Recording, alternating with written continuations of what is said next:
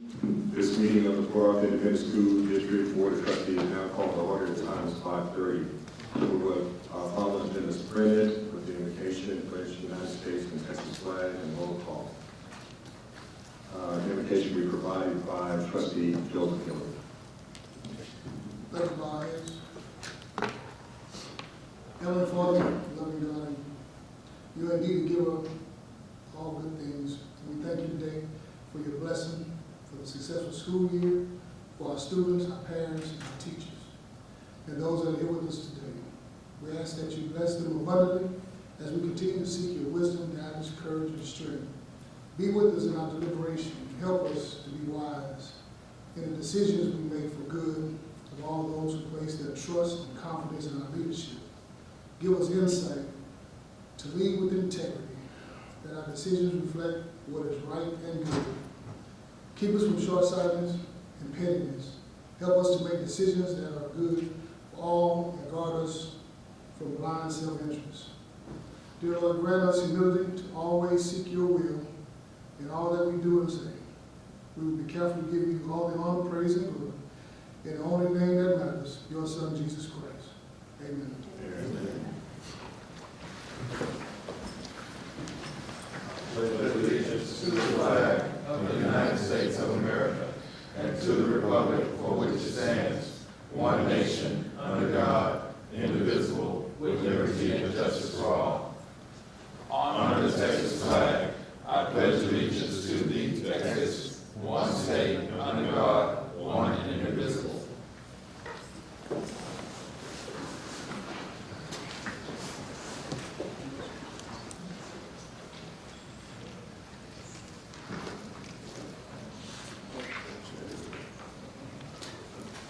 Ms. Davis, roll call.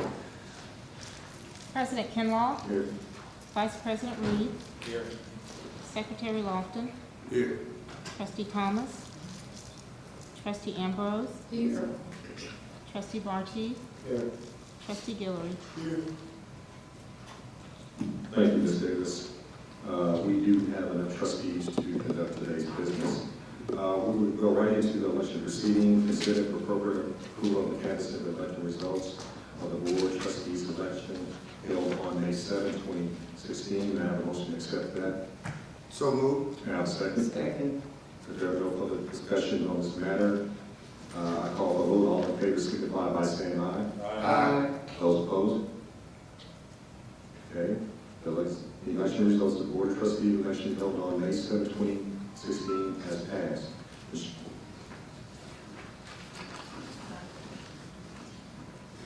Well, we need somebody. We need somebody that's the JP, somebody that's the lead. No, not really. We do not, If somebody's not, because it could have to be a signature. it just requires a notary. It just requires a notary. Is that him?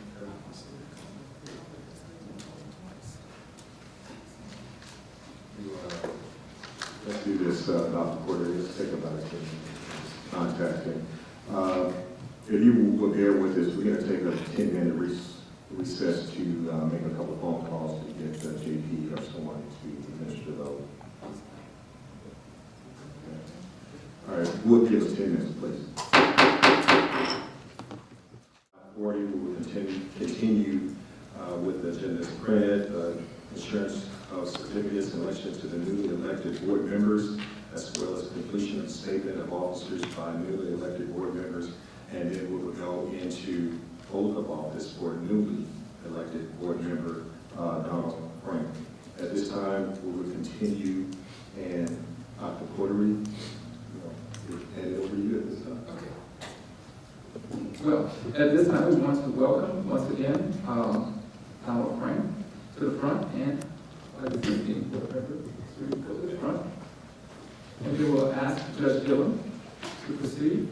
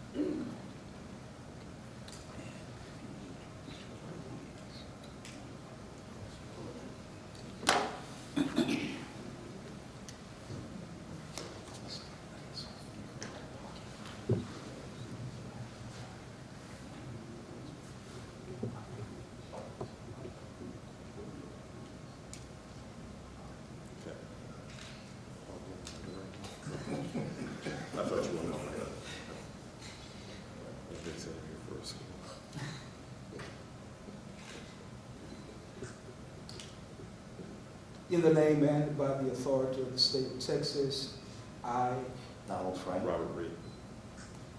do solemnly promise Do solemnly promise that I will faithfully execute the duties of the office of that I will faithfully execute execute the office of Port Arthur Independent School District Board Trustee Port Arthur Independent School District Board of Trustees of the state of Texas, of the state of Texas, and will to the best of my ability and will to the best of my ability preserve, preserve, protect, protect, and defend and defend the Constitution and the laws Constitution and of laws the United States of the United States and of this state, and of this state. so help me God. So help me God.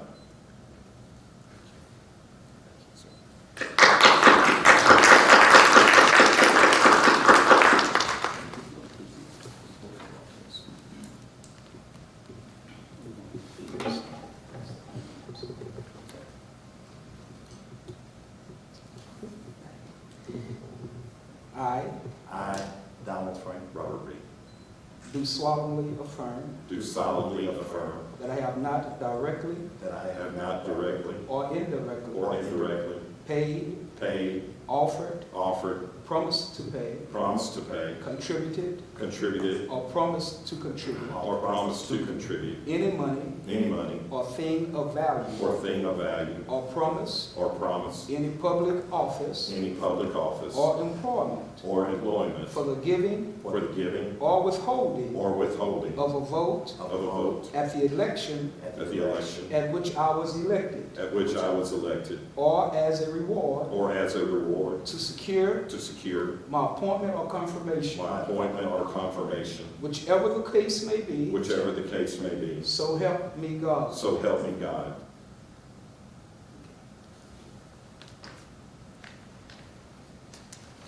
Congratulations, Judge. Congratulations.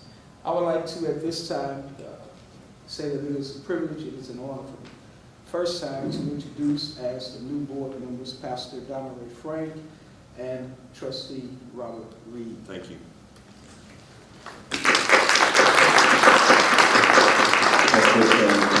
At this time, Trustee Frank and Trustee Reed, if you would like to say something, you have the floor at this time if you want to address anyone. Thank you, Judge.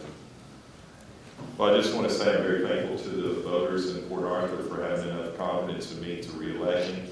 And I look forward to serving on this board, serving our community, serving our all people that work for us. We're a large employer in the city, the students that go to school here, and I feel like we've done a lot of positive things in the first 3 years, and I know we're going to continue to move in a positive direction for the next 3.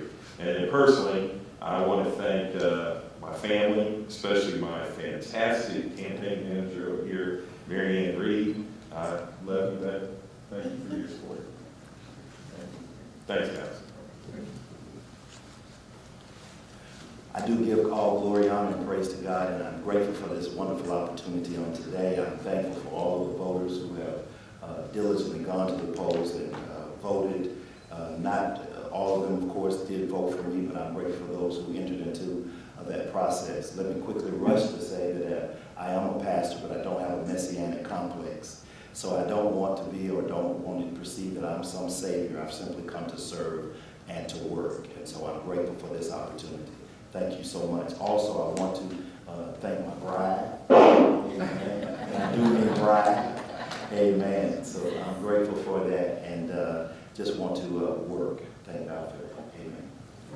Thank you, Trustee Reed. At this time, we would like to do the 10-minute, 15-minute reception and allow you to congratulate the 2 elected officials. At this time, we'll take a 10-minute break reception to congratulate these 2. Thank you. Thank you, and thank you, Judge, before you leave, for the opportunity that you provided for us. Thank you. And at this time, we will review the reorganization of the board, and Dr. Porter. Thank you, President Kimball. All offices are declared vacant at this time, and I now open the floor for nominations for President of the Port Arthur Independent School District Board of Trustees. Yes, I'd like to nominate Mr. Kenneth Lofton as president. Okay, we have a nomination on the floor for Mr. Kenneth Lofton. I second that motion. Okay, nomination and second. All in favor? Aye. All opposed? Well, we need to get by hand. Okay. I mean, you gotta do it. Okay, oh, let's do it. And, by the signal of hands, all in favor of Mr. Kenneth Lofton for President of the Port Arthur Independent School District Board of Trustees, please raise your hand.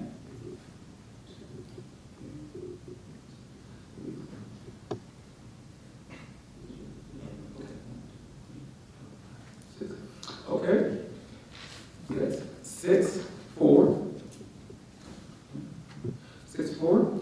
Okay, and well, let's say, You don't have to call for it again. You don't have to call for it again. okay. Mr. Lofton, congratulations. You are now the President of the Board of Trustees. All right, take on the job.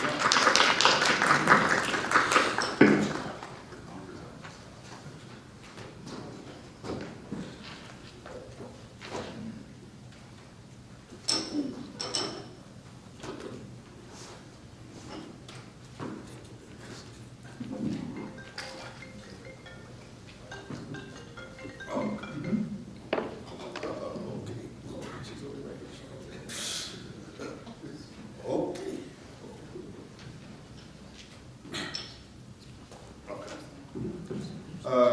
That's a big surprise. Now I open the nominations for Vice President. I'd like to nominate Brandon Markey, Vice President.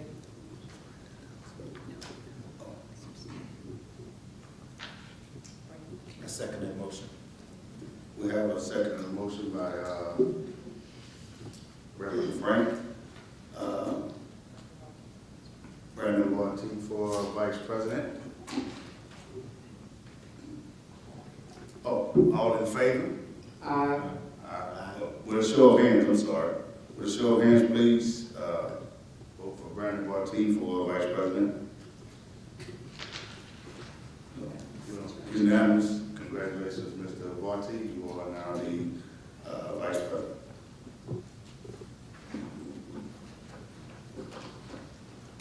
Oh. Now we'll open for Secretary. Any nominations? I nominate Ms.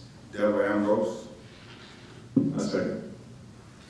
Has been second for Deborah Ambrose as Secretary.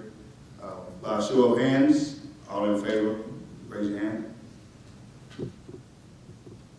Unanimous. Ms. Deborah Ambrose, you are now the Secretary.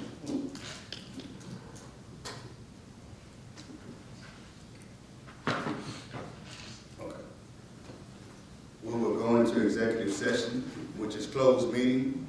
Under the authority of the Texas Government Code Sections 551.071, 551.074, and 551.082A2. The board will meet in closed meeting to consult with attorney regarding pending or contemplated litigation, including settlement offers and other legal matters in which the duty of the attorney to the governmental body under the Texas disciplinary rules of professional conduct of the State Bar of Texas are clearly covered by attorney-client privilege. Consider and, if appropriate, approve due process hearing resolution concerning special education student. That's the problem. Okay, right here. Consider personnel recommendations, Texas Government Code 551.074 as follows. Consider and if appropriate, approve employment of teachers. And that's it. Closed session, will convene at 7 o'clock. Open session will convene at 7 o'clock. Board Trustee meeting back to order at 7:05. The first thing we have on the agenda is public participation by Ms. Tina Tyson.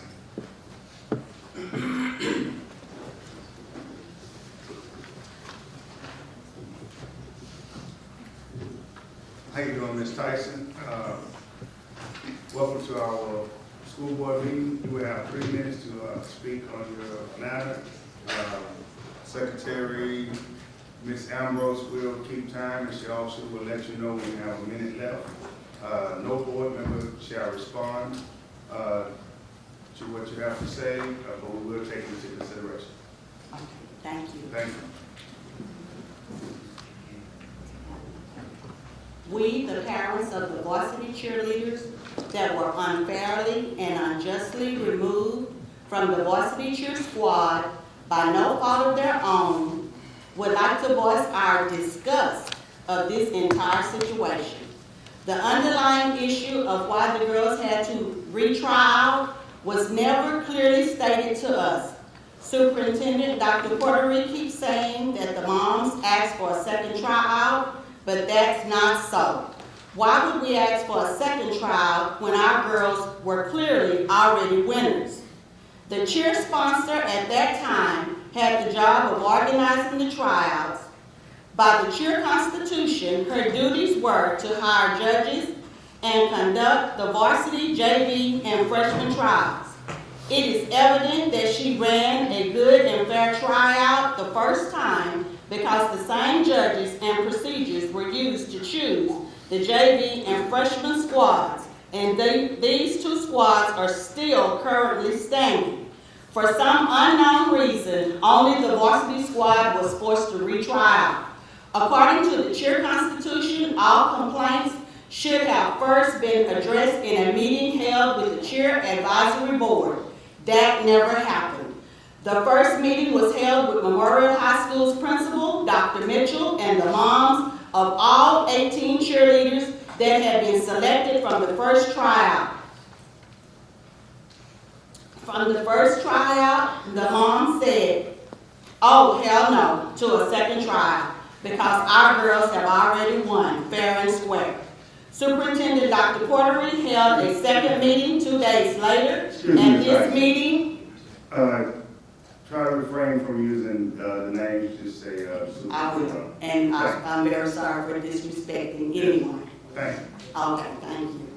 Very sorry. Superintendent Dr. Portery held a second meeting 2 days later. At this meeting, we had no voice in the matter of a second tryout. We were actually bullied into the process. Our options were retry out or forfeit your right to be a cheerleader. We have been patient, we have been prayerful, and we have been diligent, but we no longer feel we should be silent because we're being ignored and pushed under the rug. We have the right to be heard, and our daughters, students of ISD, have the right to be reinstated to their original positions as 2016 through 2017 Memorial High School varsity cheerleaders. The cheer judges said so, the teachers who wrote recommendations said so, and the approved PISD cheer constitution said so.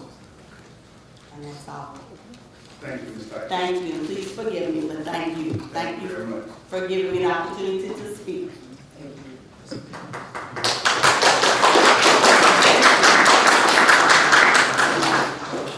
Next up, we have staff reports. Porter. Thank you, President Lofton. First on the agenda will be dress code. I am happy to see that there are so many students here that I think this will help, and I think they're interested in the dress code for the 2016-17 school year. We are looking at how we can work with our students, and they have voice. We have a student advisory committee that has voiced opinions about the dress code, and they asked, could we look at it and see exactly what we could do for the 2016-17 school year. We do understand that once students become ninth graders, 10th, 11th, 12th graders, that they should have a voice in what they wear. However, we're considering going from a dress code to a dress standard. Now, one thing we will never, ever agree with is the sagging of the pants. We will not agree with low-cut shirts. We will not agree with paraphernalia. When we say jeans, we mean full jeans. We don't mean cut-out jeans with the thigh out. We don't mean frayed jeans at the bottom. We don't mean cut-out knee jeans. We mean appropriate. Now, what we are saying is that we may change, the board will consider changing from code to standard. And there will be a standard. So we are asking parents to help us with that as well. Tonight we do have students that will come to the podium and they will express their desires. And once we hear from our students, then the board will make a decision on how to move forward. So I would ask, I think, Mr. Martin, you have a group of students that's going to come forward.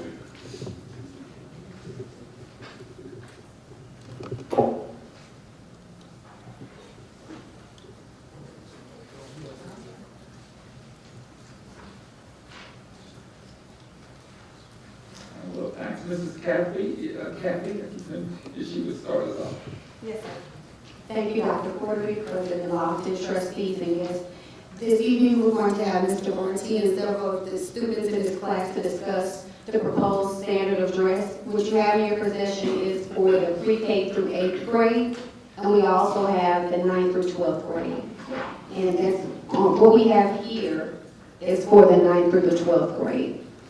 And these students will come up and they'll express their desires for your full support for the standard of dress this evening. So we'll start with Mr. Martin.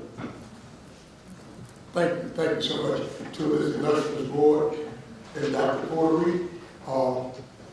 First, I want to thank you all for allowing us to return to you. To bring everyone up to speed that maybe those in the audience, this began as a class project in our maths class.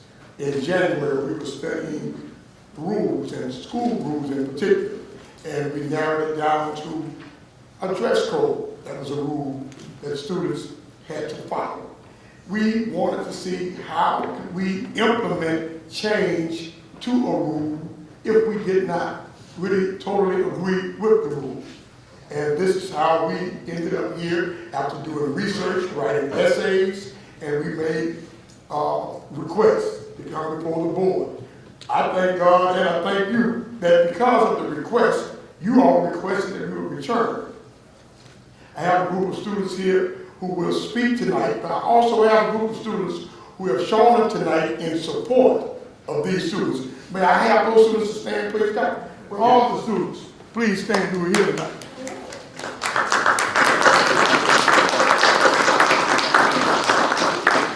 And these are students of Memorial High School, some of Port Arthur Spanish, who are here in support of what these young persons would like to indulge you with for a very few moments. May they begin?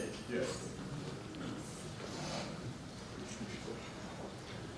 Good evening, board and Dr. Porter. My name is Jeremy James. I am a junior and I'm a member of the Student Advisory Council.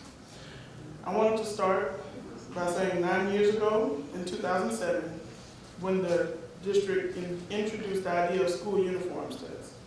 This plan was thought of because of the increase in gang violence.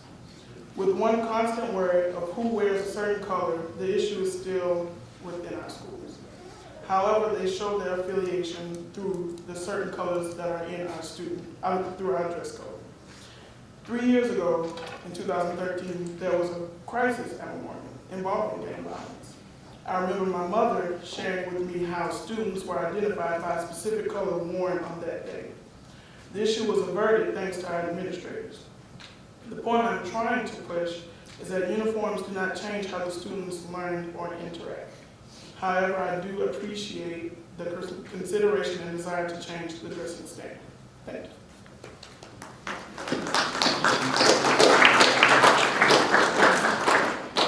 My name is DeAndre Murray. I'm a 10th grader at Memorial High School, and I'm a member of the Student Council.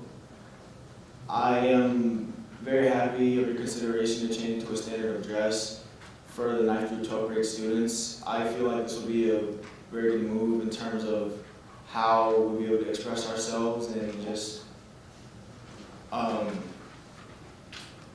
further increase the need for education.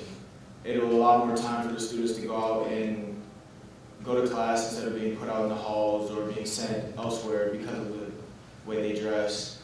And it'll also give them, more of a voice in terms of how they will, how they'll further express themselves throughout their school year. And this will impact every student at Memorial and the 9th grade campus. Thank you.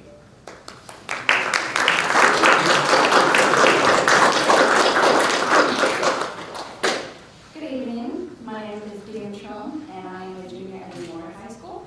And first off, I would like to thank you all for all the time for you guys have worked hard for our school district. I know it's not an easy job, and I also want to thank you all for your time and to give us an opportunity to talk about the uniforms at Memorial. Being able to express ourselves is with more than our actions is what we're trying to express here today. Students should be able to define who they are by their fashion trend as long as it's appropriate and presentable.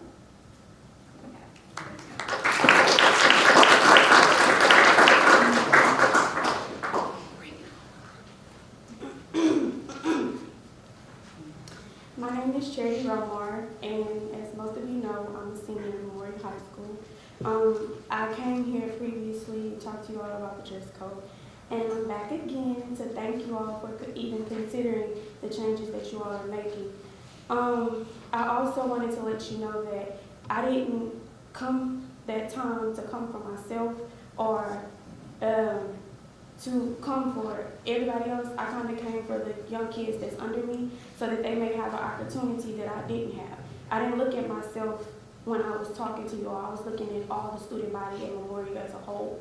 I also agree with what the kids are saying about children being able to express themselves, because sometimes if you're sitting in a classroom and you're uncomfortable with something that you have on, it kind of distracts you from what you need to be learning in the classroom. And I do agree with what you say about the presentation, because presentation is the key, especially when you go out to jobs. If you're not presentable, then they sometimes reject you at the door because of the way that you look. And I also agree with being able to express yourself as a person. And she said that being able to express yourself is more than just your actions or what people see. Sometimes it's what you wear. Being able to tell somebody who you really are and what you believe in. Religion comes in that also. Some religions, like I said before, require certain things. And if you're not able to express what you believe in and who you believe in, then what's the point of wearing certain things? And another key point is the education. Sometimes when kids go into classrooms, they get affected or they get distracted because the teacher sometimes gets on them because of something that they have on. It could be a simple t-shirt and they can get put out and go into ISS. There's 2 periods that a child is sitting in that is taken away from their instructional time.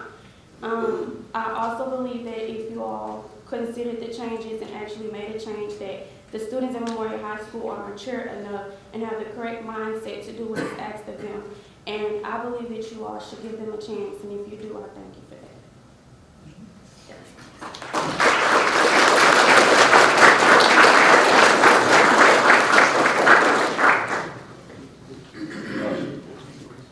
Do we have any questions from the board members?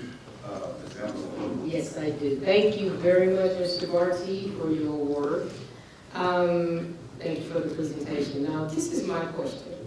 I see that you all are dressed in a very appropriate manner. So my question is, the manner in which you are dressed today, is that indicative of what you'd like to see in the high school the coming years and the relaxing of the standards, appropriate standards? So is this... Thank you, Ms. Ambrose. I believe that most students, they feel comfortable in, sometimes, like myself personally, I feel comfortable wearing a band t-shirt and some jeans. So being able to wear such things like that, or college t-shirts, I feel like that's most appropriate. Most appropriate for the students. Thank you. Mr. Kimball. Ms. Romar, step up to the plate. Let me tell you a little secret, Mr. President, about Ms. Romar. Trustee Barty and I visit Mr. Barty's class while they were giving their presentation. And this young lady did a very, very good job of selling her ideals about the dress standard and dress code. And I'm so proud of her today speaking up a senior class, and it may not affect you for this particular year, well, it will not, but previous classes that come after you, it will affect. But I'm so proud of you. My question to you, having a relaxed dress code, or not relaxed, a standard, like the superintendent says, a standard of code of dress, would that provide a better outlook for students to come in the future, meaning education-wise? Personally, I think that it would, and I also think that it would help get Memorial the publicity that it needs, because a child should be able to go inside of the classroom and expect to learn and not expect the teacher to go off on them because of certain clothing that they have on. Yes, they should have appropriate clothes on. Yes, they should know the limit with certain things. They should know that because of their age and the maturity that they should have. But I also feel like they should have a little leeway with being able to dress comfortably so that they may focus in the classroom. So I do think that it will affect their learning in a positive way. Thank you, Ms. Romar. Thank you. Mr. Barty? Yes, Mr. Romar, I call you the finisher because you let everybody go before you and you come off and you give a finishing blow. I thank you all for coming today, and also students that's back there and back, because I see you're very adamant about this change. As I spoke to you earlier on today, I said you had a student last year that wrote a letter about him wearing jeans, and that was you were able to wear jeans today. Now we have a senior today that's put into play for not just a dress code, but a dress standard. You're going to go down in the history books, but you're the person that made this happen. Ms. Romar. So I'm excited about it because I do not like the fact that kids are being held up in the hallway because of what they have on. That's cutting back on their learning time. So with this being put into play, they'll get to class on time, they'll get to class, and the teachers have something that they don't have to worry about checking to see if you're in dress code or not. You come on to class and they can get the curriculum started and get the work going. So I congratulate you on coming here and putting in this hard work and getting this done. Like I said, you are going to be the person that they remember the most. The Romar was the one that got us from the dress code to the dress standard. Now, students, can y'all give this Romar?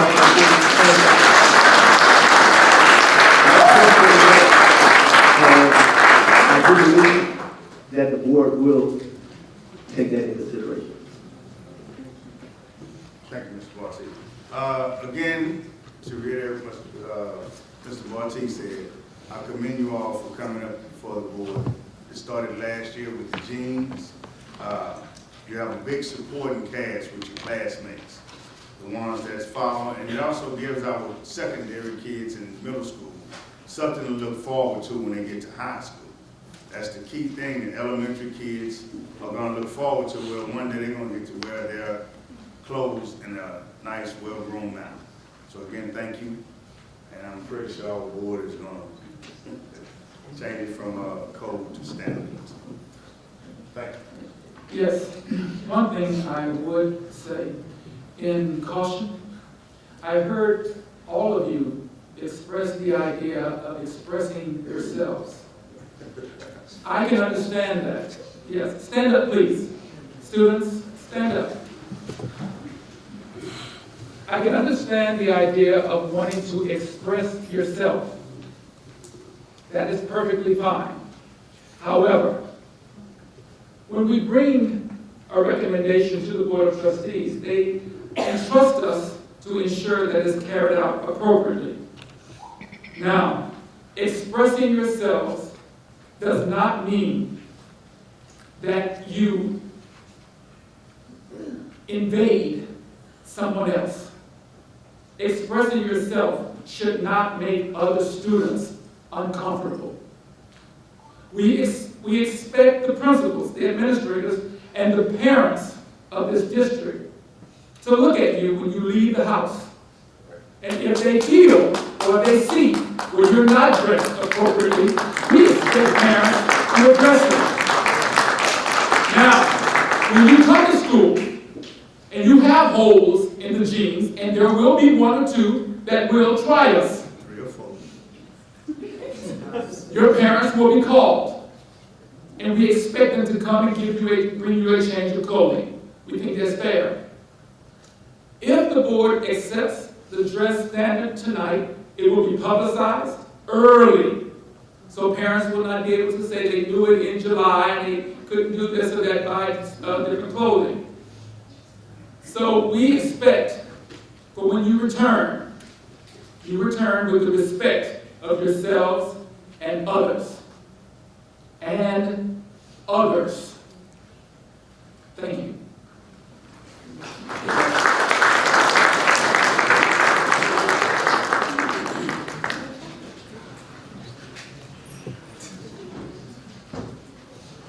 Next up, we have the minutes.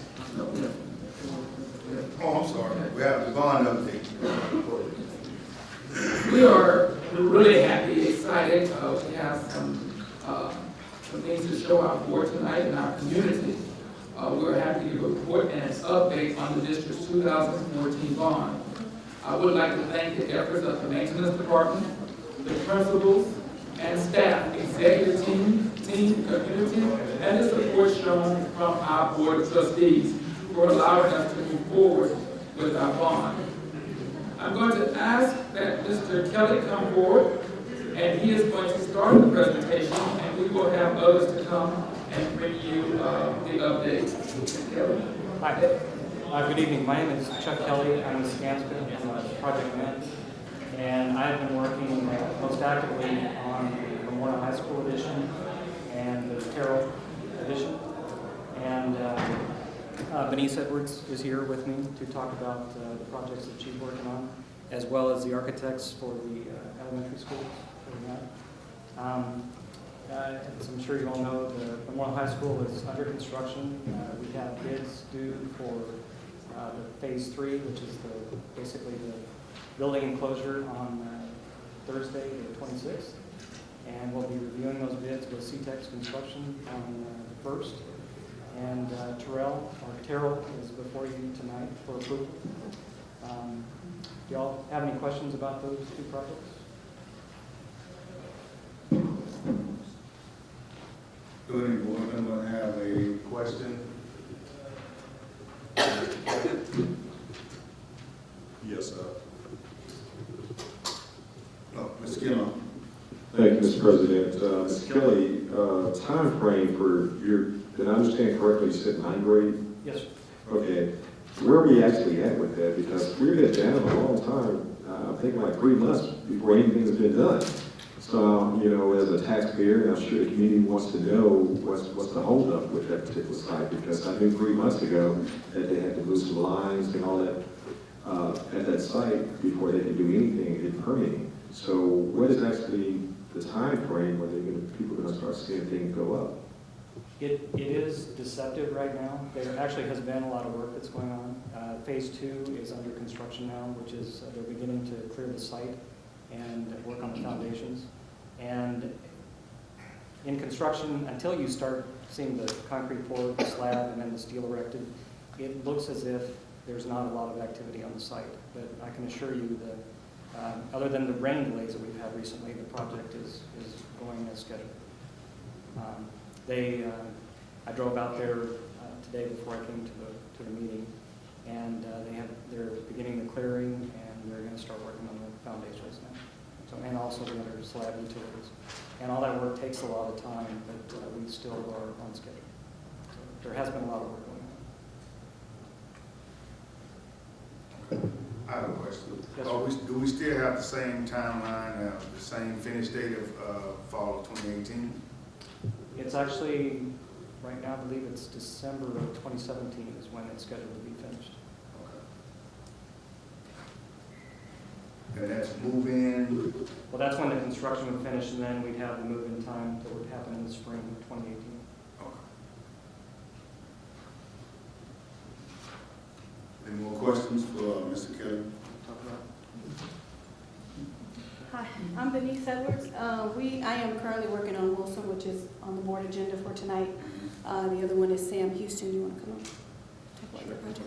Sam Houston is a new construction. This is Jan and James. They're with Harrison and Cornberg. They're going to give you about a presentation of what the school will look like. They have a model that they brought up for you as well.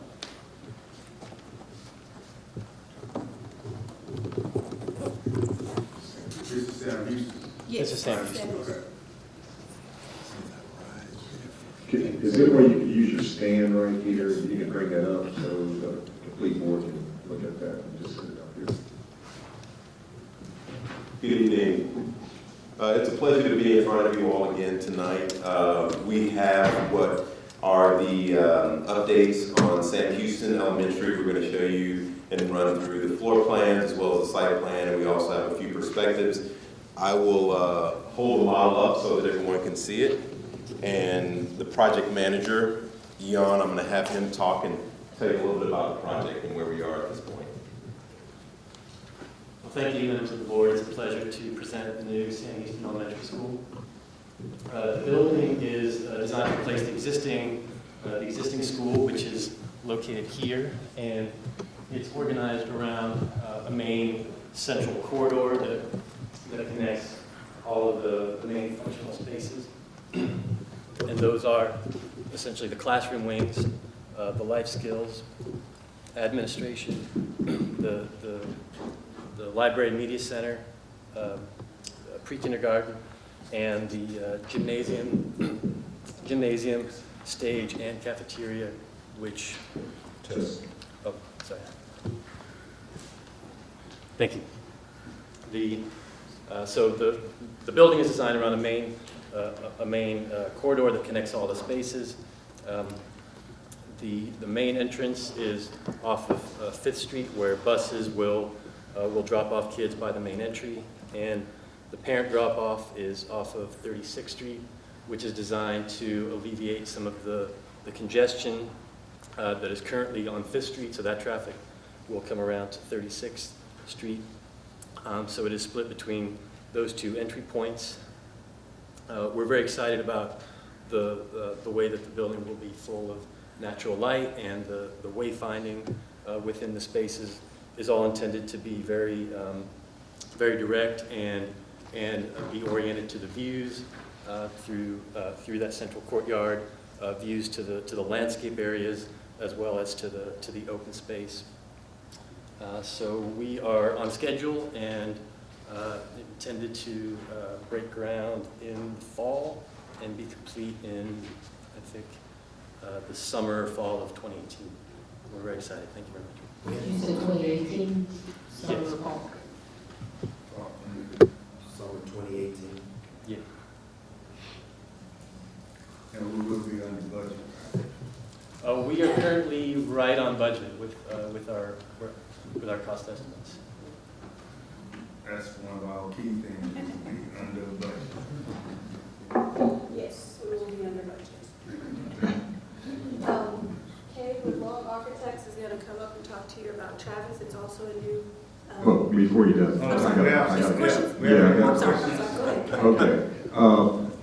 Having, Dr. Porter was principal at that school, and I'm sure he had to engage with a lot of problems he had with parking and traffic flow. Will the design of this particular school affect the flow of traffic? Because I know sometimes, when Dr. Porter was there, when my kids were here, it was real bad. And the design of the school is going to help alleviate that issue with parking and direction of traffic. Yeah, so that was one of the key design considerations from the beginning.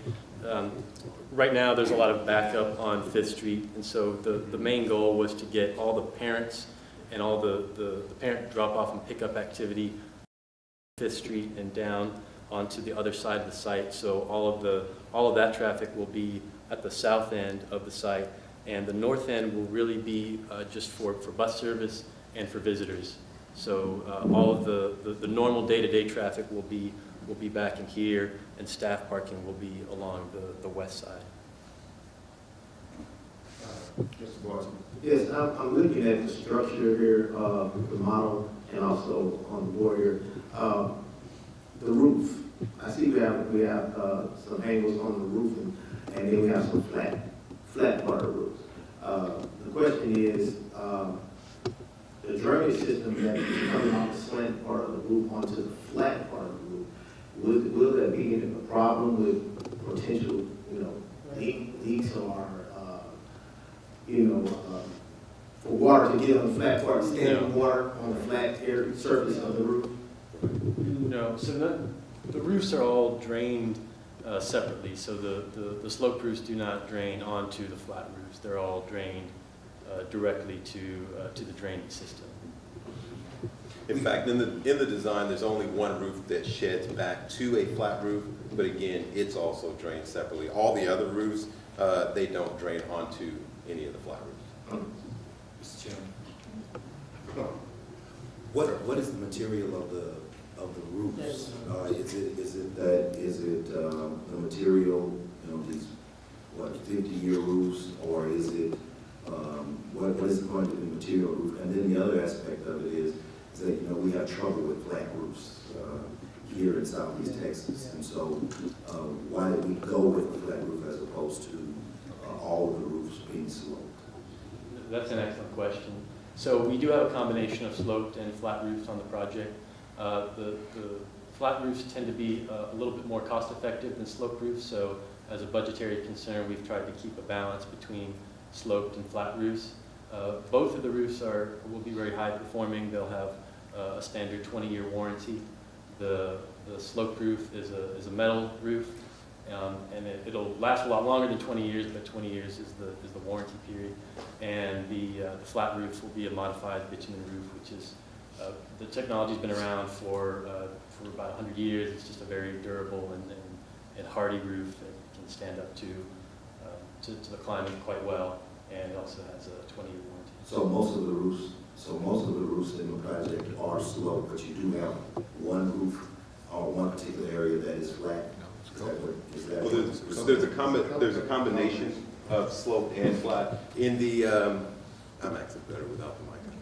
I yell at my kids, so I have to talk about it. In the last bond program, there was a mandate that all the roofs were sloped, with the exception of, and in fact, in the design on Washington, all the roofs are sloped with the exception of the main corridor. That roof is flat. And so as we got into this design, we started with, and in fact, the design is a lot more modest now than it previously was, because of a lot of the slope roofs that we had, it was affecting the cost. And so we tried to find sort of a middle ground to where we could incorporate the slope roofs. One, because one of the, I guess really, I won't say a mandate, but one of the things that we kept hearing was all of the natural light that came in at Washington. We wanted to recreate that at Sam Houston. And so the slope roofs allow us to get those clear stories in so light can come in. But it's also good in terms of getting that water off and shedding that water on the roofs. And so that's why we ended up with sort of a combination of both of them. On the large portions of the roofs, we do have the slopes. On the main corridor, we have the flat roofs, and those are all addressed with internal drains. And so we feel comfortable we'll be okay in that area.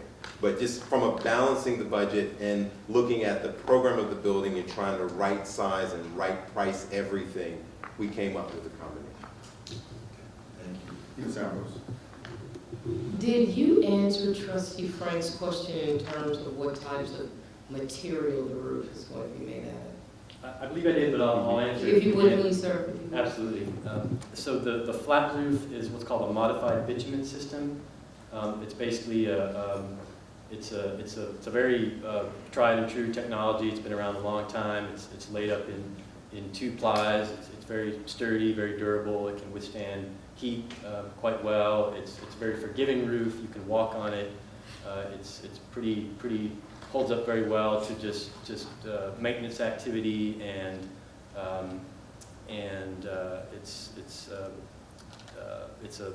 like I said, it'll have a really good warranty on it.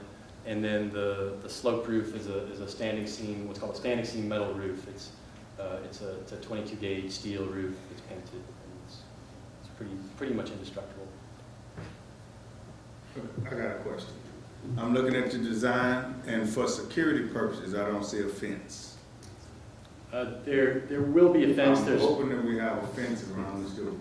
There will be a fence around the whole property, Okay. as well as around certain playgrounds.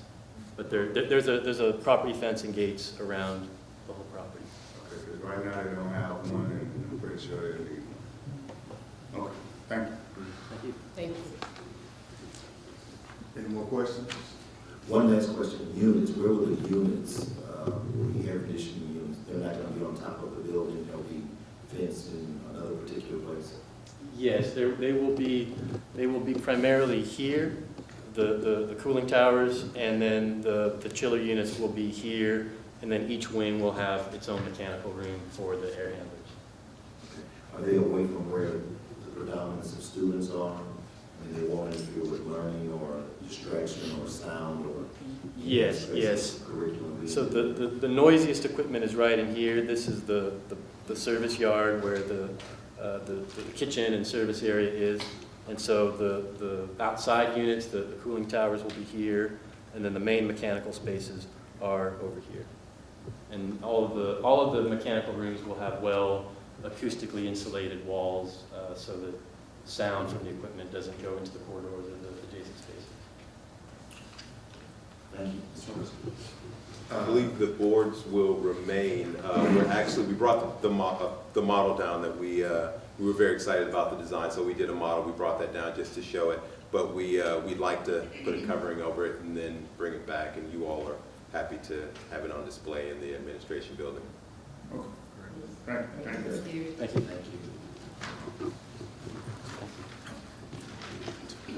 As we move forward, we did say, oh, okay, yes. No, track. Oh, I'm sorry. For the Woodrow Wilson, how far along are they on Woodrow Wilson? We're on board tonight. We're trying to, if it's fast, we'll start work after tonight. We haven't done anything. Okay. Yeah.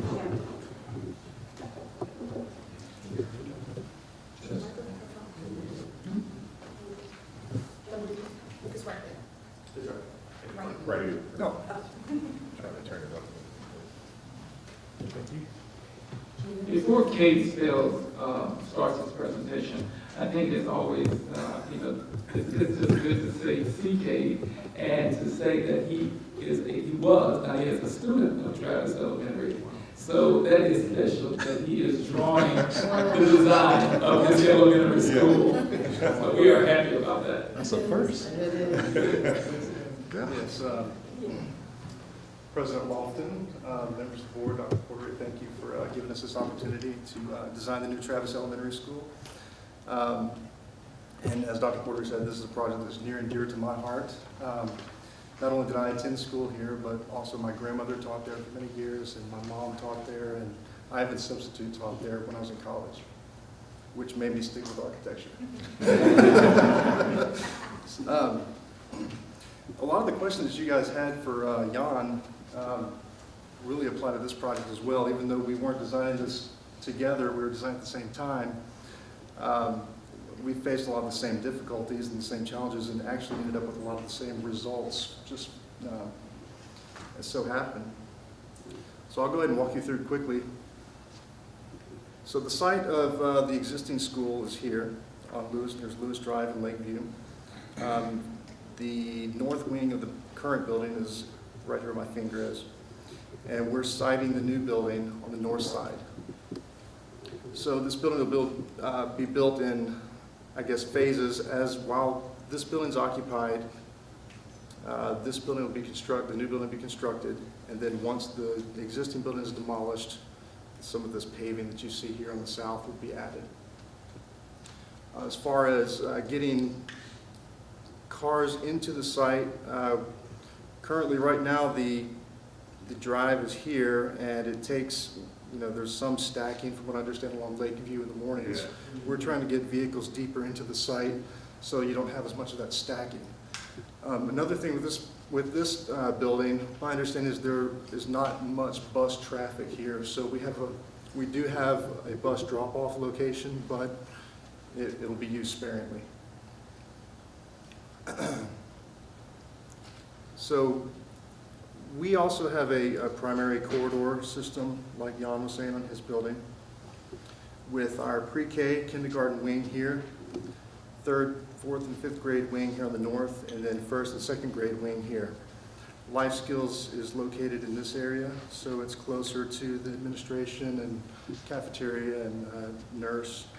Of course, we don't have the same level of life skills needs that the Sam Houston project has, so it's a little bit smaller. Our common areas are down here on the south end. We have the office and then our media center at the front of the building, as you can see here. So when you come into the main entrance of the building, your media center's here, and here's an interior view so you can see kind of what it might look like. In effort to save some costs, I know Dr. Porter was hoping we could get an auditorium in the building, which there just wasn't feasible. So as a compromise, we have a gymnatorium, similar to what you have at Washington and Adams and some other schools. We have our cafeteria here, and our kitchen with one serving line is requested by the district.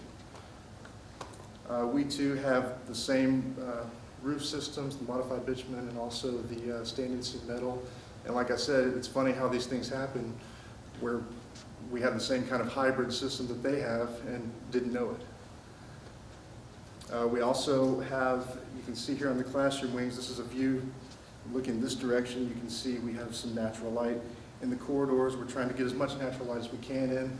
However, as you know, in this area with the windstorm requirements and the impact ratings we have to have on glass, the cost is quite high. So we tried to be considerate of that factor. So we tried to get as much glass as we could, but be responsible. And I guess if you have any questions. I'm sorry, sir, what did you say that was down on the far right? Down here? Yes, what was it? Interior view of the library. Oh, the library, okay. It's Can you turn that maybe a little for the trustees on this side? Yeah. You see that?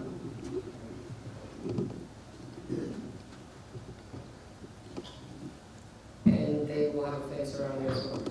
There will be a fence as well. One challenge we had that I wasn't very happy about, but just the way that it worked out with trying to build this while the existing building is there, is staff parking, getting it in a better location was not something we could do. So the staff kind of has to share parking out here, out front. It was one of those compromise deals. We have a fire access drive here that will remain locked. So there will be a gate here, but the fire department has access to only. And with the apartments right here, we really need to make sure we have a good fencing around the property. President, I'd like to address the superintendent. Yes. Superintendent, how many students go to William B. About how many students do you have attending William B. Travis? It's about 700. About 700. And growing. So that will be able to accommodate those 700, about, what's the maximum? The building's designed for 750. However, there is room. We have additional classrooms and things that can be used for flexibility. And not knowing, as things just rezoning and things like that happen, and especially with a new building, you're going to get more traffic there. It's very difficult to plan for. So we tried to keep the building design as flexible as possible for those reasons. So it's still 22 ratio. A lot of our community has moved into that neighborhood. The Travis, Lee, Terrell zones are really crowded. When we first had the first bond, we did have about 600. As our community has shifted, we have more. Now, as Mr. Spell did say, we do know that there are apartments that are being built on Highway 365. Those students will be zoned to Dowling, so they'll take some of the kids off, but we have to hurry up and try to get Dowling so we can accommodate those students. So once all of the schools have been built or renovated, then we're going to look at redrawing the lines. So that we will be 22 or close thereabout. Well, yes, we're going to have a balance. We're going to try to balance the schools out.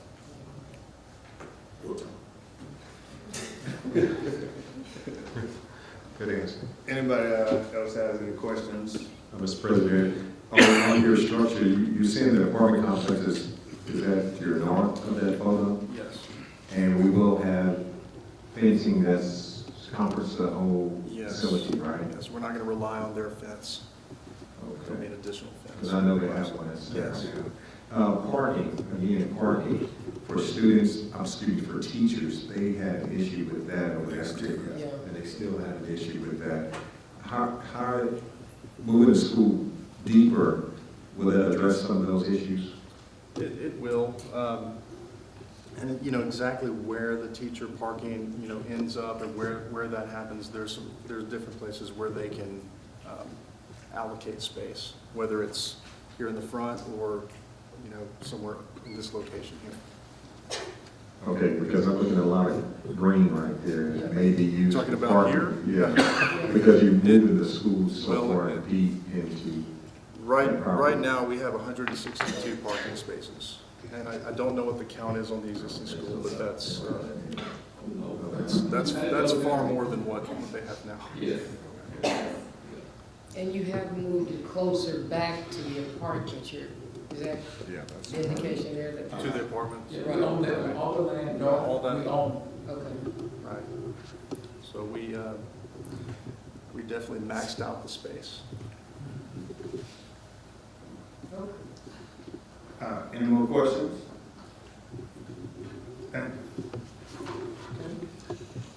Anything else from you?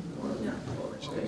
As we move further into our bond report, when we talked about the bond initially, we understood and we wanted, and we still encourage our locals to bid on parts of the bond. Now, for instance, I'll say and talk about the Memorial Library Center. That's a $23 million project. However, a lot of our local vendors may be a little intimidated, I would say, by 23 million. But we are encouraging them to bid on parts. For instance, the fencing. For instance, the landscaping. There are so many areas that locals can bid on. So I'm going to ask, I see Mr. Escobedo here over purchasing, and with him is Mrs. Bergeron, so I will ask him to come before we ask Mr. Calvin Stevens. And I want them to show we have a website that is updated, that we didn't have during our last bond, that we know people are utilizing. And there are some areas in which people can, some of our local people really can make a lot of money. I'll just say that if they bid on the projects. Hi, thank you all very much. We have set up on the main website for PAISD. On the right-hand side, you see current highlights, and you can click on bid opportunities. Under www.paisd.org. Yes. And under bid opportunities, we have highlighted in yellow anything that is bond related. So if you see up top it says bond related bids are highlighted in yellow, and it's the first one listed there is the ninth grade phase 3. As they spoke about, we've already done phase 1, which is the utility removal package. Phase 2 was the structural, package, and this phase is for everything else. So the way we set it up, when you click on the link, it takes you to the proposal. And under the proposal, they can scroll down and see what else highlighted. If they're a plumber, they can look at the plumbing section. They can look at the different sections that are involved for the bids. If it is something that they want to put a bid in for, then they would contact CTEX or whoever the CMAR is and get them to go ahead and get the drawings and the specs.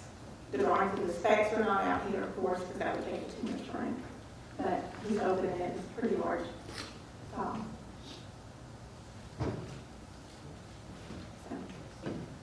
But we just tried to make it as easy as possible for people to look.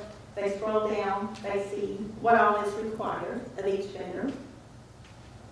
And then the table of contents, then it shows Division 1 is the general requirements for everybody that's going to be bidding. And then you start seeing the different divisions, the concrete, the masonry, Division 4, the metals, the structural, then you've got the plastic and composites, and then thermal and moisture protection, and then you've got the doors and finishes, so they can look through and see if it's something that they're able to do, a little small part of the package. And by doing that, they can place a bid on just that one division, that one little item, and that helps a lot. We also have the PAISD bond website that Joe can click on as well, and that's www.paisdbond.org. And in there, they can sign up to be one of the local minority vendors. There's a place there to sign up. There's also, under solicitations, is where they can click and see, like the 9th grade building package. You can click there, and it's going to take you, it's going to take them straight to our website, back to where we just were at. They're going to see what bid opportunities are there. There's also project updates, there's expenditure reports out there that are updated, so you know they can see what all has been done for the bid, the community as well as vendors. I have a question. Yes, sir. Is there, I don't see a link on here. What if we have a person that would want to work for one of the contractors that are actually out there working? How would they be able to get in touch with one of those contractors? I know they can't just walk up to the 9th grade center and say, hey, I'm a heavy equipment operator. Is it a place that we can actually have those people that are looking for jobs as heavy equipment operators, general laborers, stuff like that? Each bid we put out there, this is the advertisement information for like the 9th grade package. It shows them who to contact phone numbers, everything. They can look and see like the opening date for the 9th grade package 3 was supposed to be the 19th. It has been bumped back to the 26th to try to cover everything. But under there it shows who to contact. It shows, you know, a contact name person. It shows what all's related. And so, yeah, I think it can scroll down a little bit. I think it shows, yes, who Todd Stinson at C-Tex, you know. So each one should have the name of who they contact. For employment with one of those, with a company that's actually been in like Okay. And are we putting that, are we publicizing it in the newspaper or on the website for PISD for people to look at? Yes, sir. Every bid we publish 2 separate weeks, as well as, you know, in the local paper. Also, the AGC, I think it is, of Southeast Texas, which is for general contractors locally. They advertise for us as well. And then it's up on our website for the whole time during the thing, you know, when the bid is out there. So. Mr. President. Yes. Mr. Gillard. Mr. Gillard, please. Just kind of piggyback off of President Lofton. Would it be possible to create a link? It would make it a lot easier for someone that's not as familiar with the website to just click on it for employment opportunities for the project, and then click on it and all information comes up. We can look into that and see what we can get done, set up for that. That would be something that I can get with the technology department as well as each of the CMARs and try to work it out and get the scan helping us with that. So. Thank you. I saw the date, I think it was Thursday, May 19th is the deadline. Is that the drop dead date, or is there going to be a recurring deadline for aspects of the project that are going to be done later? Or is this for the whole project? Okay, this is for the last part of the project. The date was supposed to be the 19th, but we put out there some addendums, addendum 1, 2, 3, and 4. Each project, as you go along, sometimes you find things, so we put out some addendums. And in package 3 addendum, it states that it's moved to the 26th, as they stated earlier. Okay. We've moved the deadline to May 26th at 2 p.m. Okay. And so that gives them a little over a week, you know, to work on that as well. Ms. Ambrose. I understand that you all go out for bids, but my question is, do you aggressively solicit bidders from Port Arthur? And do those vendors get preferential treatment because they are in Port Arthur? We let SSP take care of, they send out emails, information, anytime that we put in any kind of addendum, anything, I send SSP that as well, and they have 100 and something vendors that they send out that information to as well, so, yeah. Question number 2, and I know this is pretty difficult to predict at this point, but do you anticipate very many change orders with this project? That is why we have 4 addendums right now, trying to catch it before it happens. Right. And so that's why we postponed it a little bit. ScanScan has been really good about going through it, finding issues, trying to find things ahead of time. So right now, we're trying to catch it on the front end instead of on the back end. Thank you. Can I add something to that? Yes. In the bid process, CTEX has a scoring system that gives a little bit of preferential treatment to local Yes. contractors. Yes. And then also, I want to say that CTEX has been very thorough in their review of the plans, and that's why a lot of questions have come up for Package 3. Package 3 is the largest component of the project, so there have been a lot of questions, and PBK has been very responsive in bringing all those things together in the addendum. So that's going to help reduce the number of change orders as well as the value of the change orders. So I think we have a really good team on this project. They've been working really well together, bring it all together. As far as integrity on a bid, there is always a district representative at those bid openings, whether it's done at the administration building or in Beaumont, either at Daniels, Southeast Texas Construction. There's always going to be a president from the school district at those bid openings for the integrity. Thank you. Any more questions? Okay, great, thank you. As we move forward, questions, as Mrs. Ambrose did ask, I'm going to ask SP to come, Calvin Stevens, along with John Como, who works with SP, and John is no stranger to us. Mr. Como. I'd like to say good evening to all the board members, President Lawton, Puerto Rico, Ms. Jeans. It's a pleasure to be here tonight to give you an update on what we have been trying to do in anticipation of some of the questions that you may ask. Let me say that since this is the first time I had to make a presentation before, I wasn't sure what kind of information you want, so I may have given you more, or maybe not enough, but I may offer for any questions you may have. The question that somebody asked about, first of all, we had to identify who the local minority and women-owned firms were. And we had a list that we went through and found out that a lot of those firms were not in business, so we just developed our own database.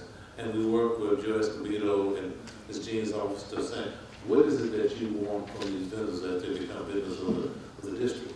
And so we designed a form that takes 5 minutes online. If you sent one to each one of the board members, it takes you 5 minutes to fill it out. Just click it on and send it back to us, and it automatically registers those firms into our, what we call it, LNW vendor base. As a result of that, we have cleaned and vetted out the entire database. So when we send out notices, we send it out to people who claim to be or have identified and verified that they are local minority or women members. We started out with maybe 30 to validate. Now we have over 100 that have responded to our database questionnaire. But we have identified others that have not responded, but that we know to be local or minority or women. I'd like to also compliment Dr. Porter for helping us with that. He wrote a letter for us and increased our database of participation a lot more. They were getting a letter from Calvin Stevens. They didn't know who I am, so Dr. Porter put his name on the letter. Stuff started coming in, so that was good. In that database, we asked for the background of the company, whether they have insurance and bonding, what kind of trades they're in. We want to make sure absolutely that the emails, phone numbers, and business, as well as cell numbers. We also, in the yellow piece that you have, we use this to send out bid notices, the various type of notices that the vendors have. Every project, they'll get a different kind of email that may be some kind of graphics on another one. It's just that we send this out to all the people in our database, plus the LNW database, plus other vendors. We also send it out to local agents like the Chamber of Commerce, the Lamar University Business Development Center. So we have encouraged them to send it out to their vendors too. We send out at least 3 or sometimes 4 emails to each vendor for specific things, like the pre-bid conference. We want to encourage them to come to the pre-bid conference. That's where they can introduce themselves to the CMARs, other general contractors, other contractors, and so they can participate on the bid. We inundate them with these emails. Then there's send out another email that says, this is when the bid date is due. Be sure you get your information back in.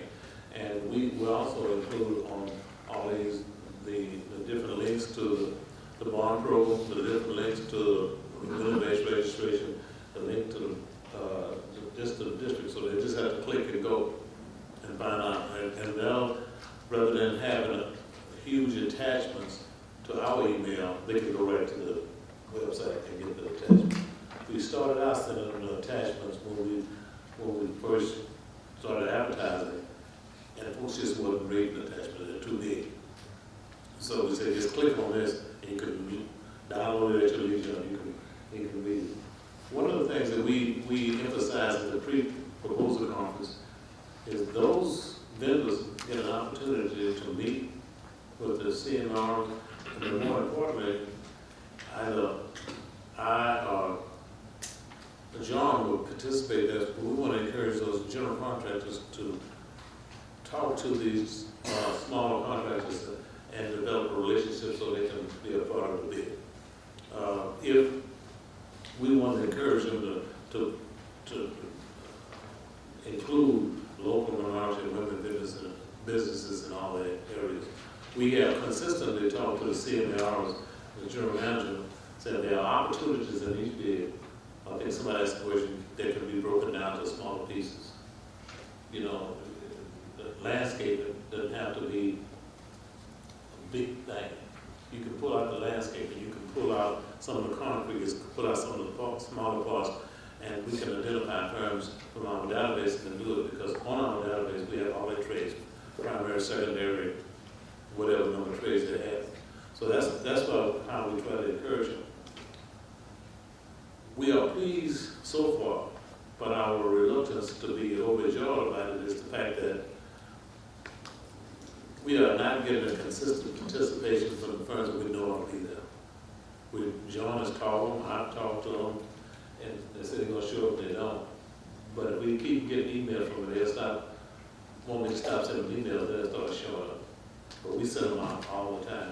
And I like to compliment Deborah Bergeron because she keeps us informed. We get the information out to the website and we send it out. We just keep sending it out. I think after a while they're going to look at it, they'll see them coming from us and they say, this is some more information about the bond program, and they'll participate. I don't know how else we could get those firms to come to pre-bid conferences other than keep sending out the information, because that's important. That's where you meet and greet and find out who you can do business with. And we've had a good relationship with the staff and helping us out. I think Reed Bouchard is always there, Debbie is there, and so we are there trying to participate in that. So this is the one, I'll give you that's a sample of the kind of emails we send. The blue one, it's a summary of some of the activities that come about as a result of prior to the bid and after the bid is advertised. We kind of try to get some analytics on what occurred. For example, in the Memorial High School 9th grade pre-proposal in April, We had 15 of, and you can read this, 15 of the 29 that attended were representatives of either CTEX, PASD, SCANSA, PBK architects, etc. 14 of those 29 were identified as general contractors. That was general contractors, but 6 of the 29 individuals were registered on our database. The March 23rd pre-proposal conference, we had 8 of the 14 individuals who were firms registered with our LMW database. That's individuals who could bid as subcontractors. And then it gives you the names of those who attended. And the one for January and February, we had 19 firms attended, 14 firms submitted bids, and 13 of the 19 firms attended were from our database. 2 firms from our database were awarded contracts as Gulf Coast Electric and Plumbing Specialties. Most recently, we've been trying to develop I guess we call system-wide and a clear report on results of the bids, who the subcontracts, how many dollars they are. I can give you a summary of one that's most recent, but we can't, well, I guess I'm probably obligated not to just suppose NNT just submitted a bid. I think they're going to be the preferred low bidder on this project, but it hasn't been approved by the board yet, so I can't give you the names of individuals. But based on our review of it, we have 18% of those firms as he listed as subcontractors were LMW firms, and the total proposal amount for those contracts, if it's accepted and that bid is signed, substantially would be $523,000, which represents about 5.6% of that particular bid. And it may be more, maybe less, but we're still trying to analyze all of that. That's kind of in a nutshell. I'm glad to answer any more detailed questions you might have. Yes, sir. On page 5 of your blue handout, there's a list of firms that solicited bids. Is that correct, sir? Yeah. Okay. I know for a fact that both your first 4 are actually Port Arthur vendors. At 5, KT5, your first 5. So how did they rank in that process, or did they? How did they fare in it? Yes. I don't have all that information yet. I really don't. That's what I want to be able to give to you. I think probably either Joe or Deborah going to have it. I don't want to put it on the spot. I know that Destex was probably the second low bidder on one, and we talked and we followed up with him and said this is how he did and this is what we're trying to do, but I don't think he got the contract. I think he was the second low bidder on his portion of it. Okay, thank you. Any more questions? I have a question. Is it too late for a LMW vendor to apply to get on the vendors list? No, we encourage that all the time. That's why on every email, we put a link, please register. We want them to be registered because that's the easiest way for us to contact them. If they're not on the list, I pull from my email list all those who are already on the database. That's how we get them. But how are we publicizing to the smaller companies that, you know, if you're not publicizing that we're pulling out the cement or we're pulling out the landscaping, how those people gonna get There's that? 2 ways we could do this. You've already seen, it's on the website, so they can go to the website and register. If they register, then we already know that we're gonna send them the information. If they don't register, we don't have any other information on them. It's difficult to identify them. We get a few more trickling in, and we always out there trying to find them.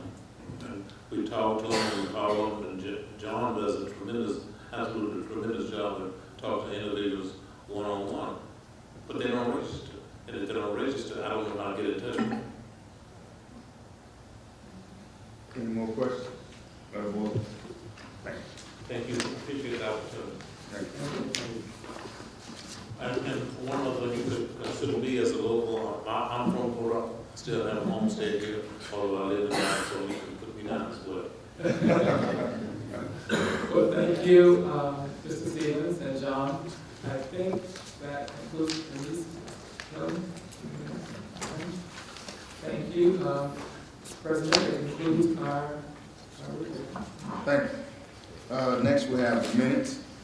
Consider and if appropriate, approve minutes of the April 28, 2016 board meeting. I make a motion to accept the minutes. We have a motion made by Dr. Kinlaw and seconded by Ms. Ambrose. All in favor by show of hands, say aye. Aye. All opposed? And it says passed. Next up, we have the consent agenda. The following items, which are of a routine or recurring nature, have been designated consent agenda items by the board president for policy B local. All of the items in the consent agenda will be acted upon by one vote without being discussed separately unless requested by a trustee. In each event, the item or items will be withdrawn immediately for individual consideration in its normal sequence after items not requiring separate discussion have been acted upon.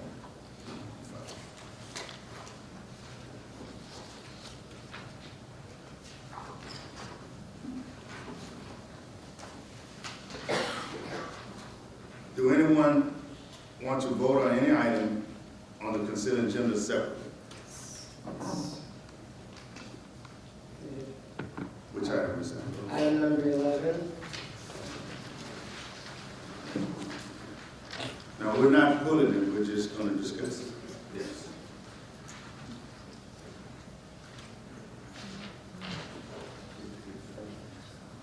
Okay. Do you want to vote on it separately?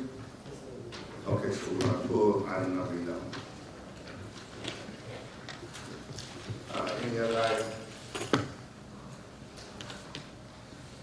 Okay, so we will have items 1 through 10, 12 through 15 to vote on the consent agenda. Can I have a motion? Mr. Chairman, I make a motion that we accept the consent agenda as printed.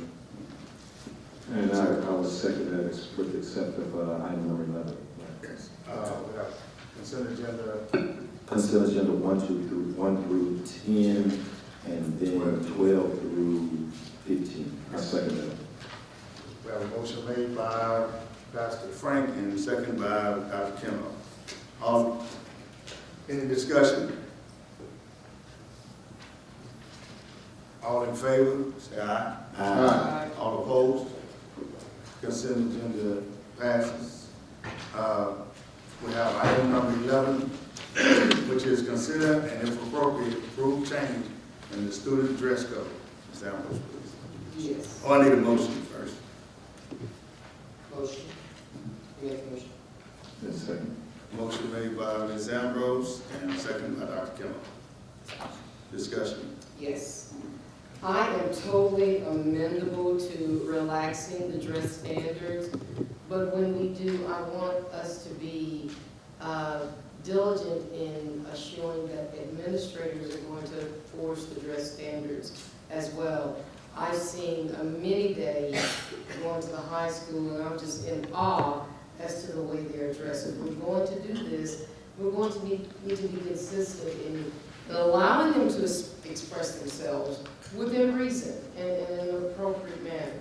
So I'm totally for this because ideally we want to make sure that they are in school, and that's the most important things, but we do want to make them dressed appropriately. So I am for it, but I want my thoughts to be known on the matter, and just to ensure that the administrators of the schools will enforce the dress standards.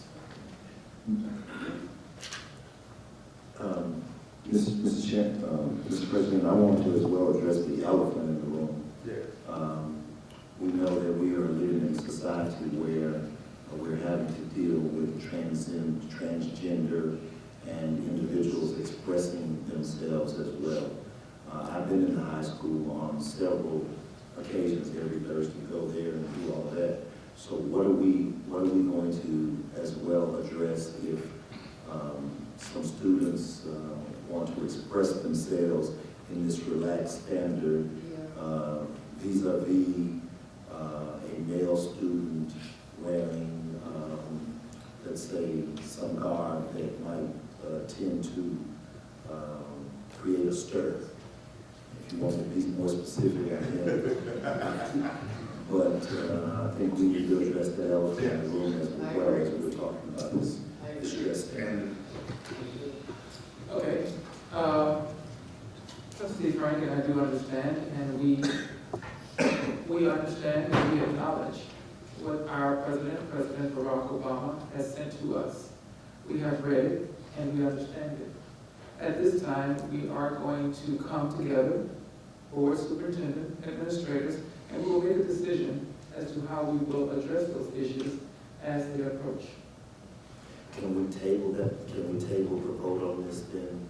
Can we? Well, I'm saying, let me say why.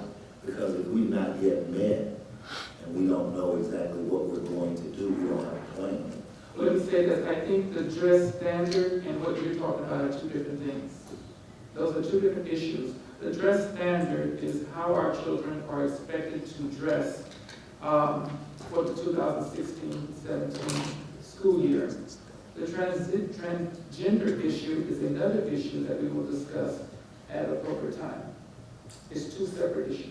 so inside of this dress standard, we will have a code for, Well, I'm not going to say we're going to have a code. What I'm going to say is when we do meet, we will address and meet with our attorney, and we will have direction as to how we will address those issues as they appear. okay. I'm good. Okay. Any more questions? Any more discussion? So all in favor for item number 11, considering if appropriate approve change in the student dress code. All in favor, say aye. Aye. All opposed? Item number 11, that's passed. Next up, we have personnel. Yes. President Lawson, I have given you the list of personnel features that we are asking for your consideration.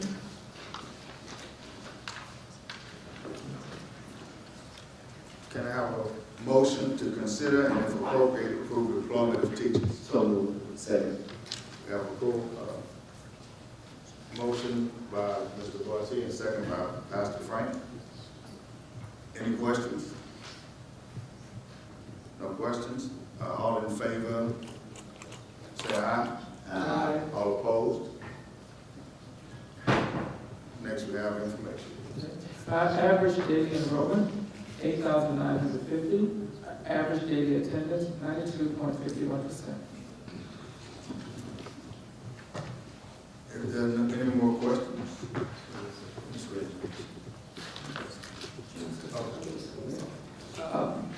No questions, but as Frank did say, we want to invite everyone who will not meet before graduation, and we are most happy that we are about to graduate over 400 students.